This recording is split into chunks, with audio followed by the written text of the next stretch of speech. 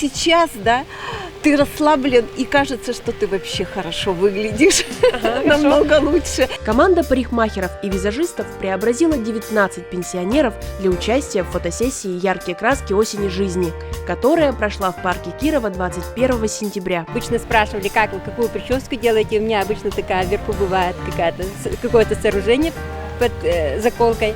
Они сказали, а мы сейчас, наоборот, вам сделаем все по-другому. Фотосессия позволила участникам взглянуть на себя по-новому и пообщаться, а также подарила хорошее настроение и профессиональные снимки. Они очень удивлены были, увидев себя в зеркале, то есть они сидели без зеркал, мы им делали полностью образ, и они уже потом смотрели на себя, все были вау, шокированы, я могу быть такая красивая, нарядная, все спрашивают, какой оттенок помады, я тоже хочу такой, то есть мы их заряжаем, счастливы, и мы тоже. Кадры с мероприятия жители Ижевска увидят на фотовыставке на центральной аллее в парке Кирова в период с 1 октября по 1 ноября. Мероприятие проводят в рамках проекта «Старшее поколение» нацпроекта «Демография», инициированного президентом России Владимиром Путиным.